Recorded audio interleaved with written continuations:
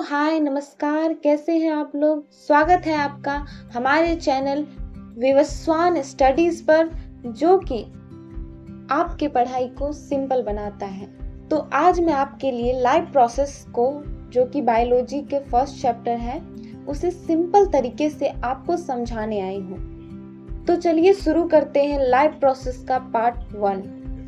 तो सबसे पहले ये जानते हैं कि लाइफ प्रोसेस होता क्या है। What is life process? तो हम इसे ऐसे डिफाइन कर सकते हैं कि life process are the basic activities that living organisms do to stay alive, such as nutrition, respiration, transportation and excretion. अगर आसान भाषा में कहें तो लाइफ प्रोसेस वो जरूरी काम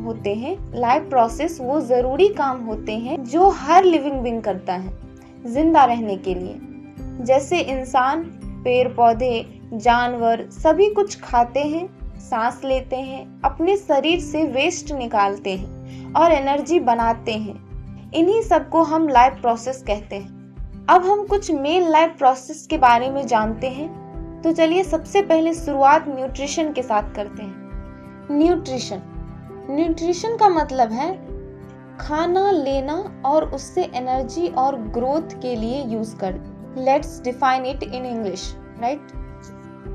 सो nutrition is the process by which organism obtain and use food for growth, repair and energy to perform life processes. अब न्यूट्रिशन के दो टाइप्स होते हैं, उसके बारे में जानते हैं। पहला ऑटोट्रॉपिक न्यूट्रिशन और दूसरा हेटेरोट्रॉपिक न्यूट्रिशन। तो चलो अब हम ऑटोट्रॉपिक न्यूट्रिशन को अच्छे से पढ़ते हैं। So autotrophic nutrition is a mode of nutrition in which organisms prepare their own food using simple inorganic substance like carbon dioxide and water in the presence of sunlight. चलो इसे कुछ simple बनाते हैं। तो ऑटोट्रॉपिक न्यूट्रिशन एक ऐसा mood of nutrition है, एक ऐसा न्यूट्रिशन का टाइप है जिसमें जो ऑर्गेनिज्म होते हैं वो अपना खाना खुद बनाते हैं। कैसे? तो by using simple inorganic substance का यूज करके, जैसे कि कार्बन डाइऑक्साइड हो गया एंड वाटर हो गया, और उन सब का यूज वो सनलाइट के प्रेजेंस में करते हैं, राइट? ठीक है। अब हम जानते हैं कि ऑटोट्रॉफ्स क्या होते हैं। ऑटोट्रॉपिक न्यूट्रिशन जान गए, अब जानते हैं ऑटोट्रॉफ्स क्या होते हैं। तो organisms that perform autotrophic nutrition are called autotrophs. वैसे जीव जो ऑटोट्रॉपिक न्यूट्रिशन को करते हैं वो ऑटोट्रॉफ्स कहलाते हैं। फॉर एग्जाम्पल, जैसे कि ग्रीन प्लांट हो गया तो वो ऑटोट्रॉपिक न्यूट्रिशन करते हैं। एल्गी हो गया और कुछ बैक्टीरिया भी होते हैं। तो चलो अब हम ऑटोट्रॉपिक न्यूट्रिशन को अच्छे से पढ़ते हैं। सो autotrophic nutrition is a mood of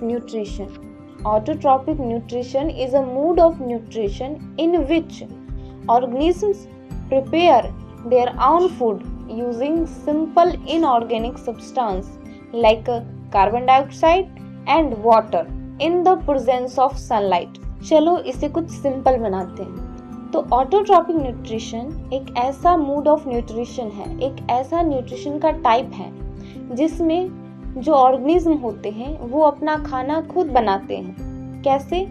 तो by using simple inorganic substance का यूज करके, जैसे कि कार्बन डाइऑक्साइड हो गया एंड वाटर हो गया, और उन सब का यूज वो सनलाइट के प्रेजेंस में करते हैं, राइट? ठीक है। अब हम जानते हैं कि ऑटोट्रॉफ्स क्या होते हैं। ऑटोट्रॉपिक न्यूट्रिशन जान गए, अब जानते हैं ऑटोट्रॉफ्स क्या होते हैं। तो organisms that perform autotrophic nutrition are called autotrophs. वैसे जीव जो ऑटोट्रॉपिक न्यूट्रिशन को करते हैं वो ऑटोट्रॉफ्स कहलाते हैं। फॉर एग्जाम्पल, जैसे कि ग्रीन प्लांट हो गया तो वो ऑटोट्रॉपिक न्यूट्रिशन करते हैं। एल्गी हो गया और कुछ बैक्टीरिया भी होते हैं। अब हम ये जानते हैं कि हाउ ऑटोट्रॉपिक न्यूट्रिशन वर्क्स। मतलब ऑटोट्रॉपिक न्यूट्रिशन कैसे काम करता है। हम ये तो जानते हैं कि ऑटोट्रॉप्स अपना खाना खुद बनाते हैं, तो अब ये अपना खाना खुद कैसे बनाते हैं ये जानते हैं। तो ये अपना खाना एक प्रोसेस होता है दैट इज कॉल्ड फोटोसिंथेसिस, उसके माध्यम से बनाते हैं। हम सब ये जानते हैं कि प्लांट फोटोसिंथेसिस करते हैं and the plant is autotrophs, right. तो अब चलो फोटोसिंथेसिस को कुछ डिटेल में जानते हैं। तो शुरुआत इसकी डिफिनेशन से करते हैं। Photosynthesis is the process by which green plant make their own food by using carbon dioxide, water and sunlight in the presence of chlorophyll। अगर सिंपल भाषा में कहें तो फोटोसिंथेसिस एक प्रक्रिया है। फोटोसिंथेसिस एक ऐसी प्रक्रिया है जिसमें ग्रीन प्लांट्स जो होते हैं वो कार्बन डाइऑक्साइड और पानी का उपयोग करके सूर्य की रोशनी की मदद से अपना खाना यानी कि ग्लूकोज बनाते हैं। इस प्रक्रिया में क्लोरोफिल हरा रंग की जरूरत होती है। अब फोटोसिंथेसिस प्रोसेस के लिए कुछ रॉ मटेरियल लगते हैं जो कि है carbon dioxide, water and sunlight और क्लोरोफिल भी। अब इसमें कार्बन डाइऑक्साइड जो है वो एयर से प्लांट लीव्स के स्टोमाटा के थ्रू मिलता है और वाटर H2O सोयल से रूट के थ्रू मिलता है और सनलाइट जो है वो सन से लीव्स पर पड़ती है। और फिर लास्ट रॉ मटेरियल जो कि क्लोरोफिल है वो लीव्स में होता है। वो एक ग्रीन पिगमेंट है जो कि फोटोसिंथेसिस के लिए बहुत ही इम्पोर्टेंट है। अब इस प्रोसेस से दो प्रोडक्ट मिलते हैं। पहला तो ग्लूकोज जिसका फॉर्मूला है C6H12O6 और दूसरा ऑक्सीजन जो कि है O2। अब हम केमिकल इक्वेशन ऑफ फोटोसिंथेसिस को जानते हैं। तो इसका इक्वेशन है 6CO2 plus 6H2O। In the presence of sunlight and chlorophyll, it turns into glucose C6H12O6 plus 6O2, right? Then next अब हम फोटोसिंथेसिस के स्टेप्स के बारे में जानते हैं। ये कैसे होता है, इसके प्रोसेस के स्टेप्स को जानते हैं। मेनली इसके दो स्टेप्स होते हैं। पहला लाइट रिएक्शन, दूसरा डार्क रिएक्शन। तो लाइट रिएक्शन लाइट के प्रेजेंस में होती है। इसमें क्या होता है कि सनलाइट की एनर्जी से वाटर टूट जाता है, तो ये प्रोसेस फोटोलाइसिस कहलाता है। इसमें ऑक्सीजन निकलती है और ATP और NADPH एनर्जी मॉलिक्यूल्स बनते हैं। एंड देन नेक्स्ट होता है डार्क रिएक्शन। डार्क रिएक्शन जो कि बिना रोशनी के भी होती है। इसमें ATP और NADPH यानी एनर्जी मॉलिक्यूल्स जो हैं उसका यूज करके CO2 से ग्लूकोज बनता है और ये प्रोसेस क्लोरोप्लास्ट के स्ट्रोमा में होती है। अब यहाँ एक बात समझने की है कि डार्क रिएक्शन का मतलब अंधेरे में नहीं होता है, बस ये लाइट डायरेक्टली यूज नहीं करती, इसलिए इसे डार्क रिएक्शन कहते हैं। तो चलो अब हम ये जानते हैं कि फोटोसिंथेसिस की क्या इम्पोर्टेंस है। इस प्रोसेस से प्लांट को भोजन मिलता है। इसी प्रोसेस से भोजन की सारी प्रक्रिया होती है, भोजन बनती है, तो प्लांट को भोजन प्रोवाइड करता है, फूड प्रोवाइड करता है और इसी से हमें ऑक्सीजन मिलती है जो कि हमारे जिंदा रहने के लिए बहुत ही जरूरी है। और फिर ये फूड चेन का बेस भी है। फोटोसिंथेसिस फूड चेन का बेस भी है और ये कार्बन डाइऑक्साइड को कंट्रोल भी करता है। तो प्लांट जो फोटोसिंथेसिस प्रोसेस की मदद से अपना भोजन बनाता है वो ऑटोट्रॉपिक न्यूट्रिशन कहलाता है और प्लांट ऑटोट्रॉप्स कहलाते हैं। तो ये थी पूरी ऑटोट्रॉपिक न्यूट्रिशन की कहानी। चलो अब हम बात करते हैं न्यूट्रिशन के दूसरे टाइप के बारे में जो कि हेटेरोट्रॉपिक न्यूट्रिशन है। तो सबसे पहले शुरुआत इसकी डिफिनेशन से करते हैं। Heterotrophic nutrition is a mode of nutrition in which organism cannot prepare their own food and depend on other organisms, plant and animals for their food। अगर आसान भाषा में समझे तो हेट्रोट्रॉपिक न्यूट्रिशन एक ऐसा पोषण का तरीका है जिसमें ऑर्गेनिज्म अपना खाना खुद नहीं बना सकते, इसलिए वो दूसरे जीवों पर निर्भर करते हैं। तो अब जानते हैं कि हेट्रोट्रॉप्स कौन होते हैं। तो वो ऑर्गेनिज्म जो खाना बाहर से लेते हैं, जैसे ह्यूमंस, एनिमल और कुछ बैक्टीरिया, ये हेट्रोट्रॉप्स कहलाते हैं। ये लोग अपना खाना खुद नहीं बनाते, बस दूसरों से लेते हैं। तो चलो अब हम हेट्रोट्रॉपिक न्यूट्रिशन के टाइप्स को जानते हैं, जिसमें सबसे पहला है होलोजोइक न्यूट्रिशन। तो सबसे पहले शुरुआत करते हैं इसकी डिफिनेशन से।